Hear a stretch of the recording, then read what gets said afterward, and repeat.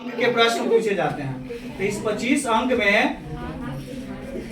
एक मतलब दीर्घोत्तरीय प्रश्न रहते हैं, इसके बाद ना ऑब्जेक्टिव और 2 अंक स्तरीय प्रश्न रहते हैं।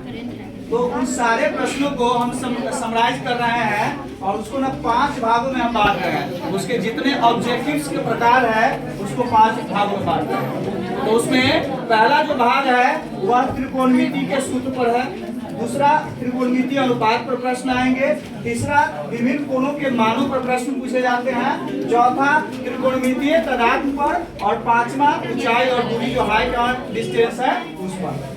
जो पहला है त्रिकोणमितीय सूत्र पर जो प्रश्न पूछे जाते हैं उसमें आपको त्रिकोणमिति का अगर सूत्र याद है तो आप उसके सारे सवालों का जवाब आप दे सकते हैं। ये सबसे महत्वपूर्ण और बेसिक बातें हैं।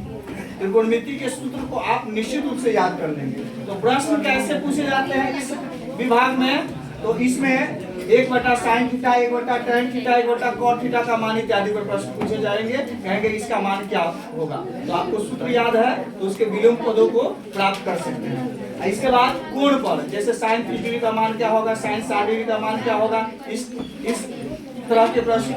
इसके बाद दूसरा है एक पद को दूसरे पदों में बदलने पर, जैसे sin 90 degree minus theta, cos 90 degree minus theta, इसका मान किसके बराबर होगा, इस तरह के प्रश्न। और दूसरा त्रिकोणमितीय sin स्क्वायर थीटा बराबर क्या होगा, cos स्क्वायर थीटा बराबर क्या होगा, cosec स्क्वायर थीटा माइनस 1 बराबर किसके बराबर होगा, इस तरह के प्रश्न। तो ये आपको त्रिकोणमितीय सूत्र पर इस तरह के 4 तरह के प्रश्न आएंगे। अगर सूत्र पर क्वेश्चन त्रिकोणमिति से पूछता है तो निश्चित रूप से इस 4 तरह के प्रश्न आएंगे।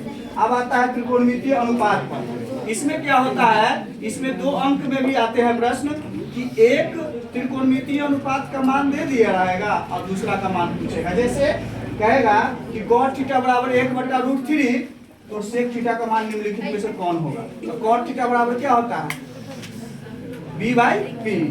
तो b और p का मान दे दिया है तो आप ना जो पाइथागोरस प्रमेय का सूत्र है h² बराबर p² जो b², उससे दूसरा h निकाल कर और आप sec थीटा का मान निकाल सकते हैं। तो इस टाइप के प्रश्नों को बनाने का सबसे आसान सूत्र है कि आप याद रखिए कि h² बराबर p² जो b² होता है। इसमें 2 पदों का मान मालूम रहेगा, तीसरा का इस सूत्र से निकालिए और बना लीजिए।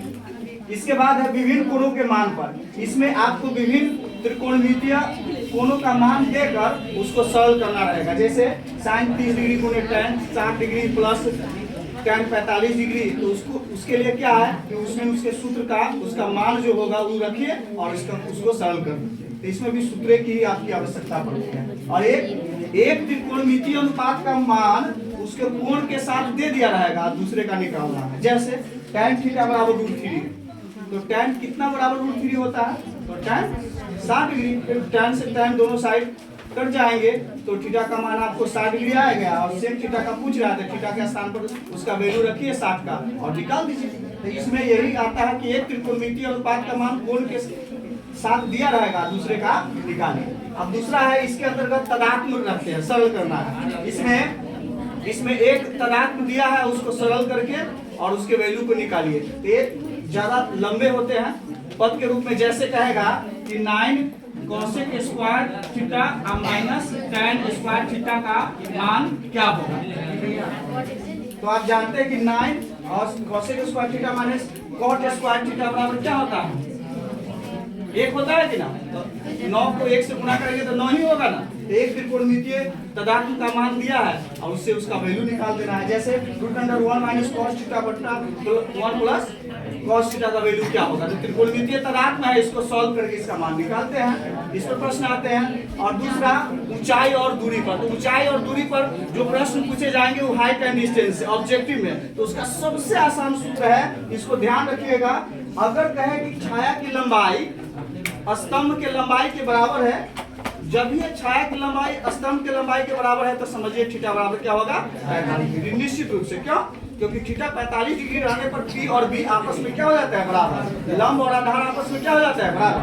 अगर छाया का मान में या स्तंभ के मान में √3 आ जाए तो आप समझिए कि थीटा का मान जो होगा सूर्य का उन्नयन कोण जो होगा वह 60 ही डिग्री होगा।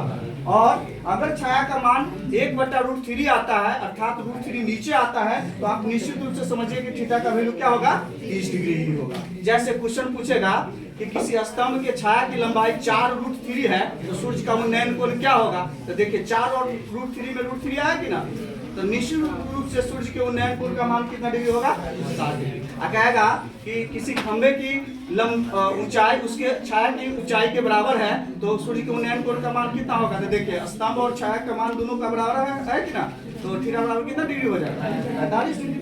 तो इस प्रकार से त्रिकोणमिति के सारे प्रश्नों को आप सॉल्व कर सकते हैं।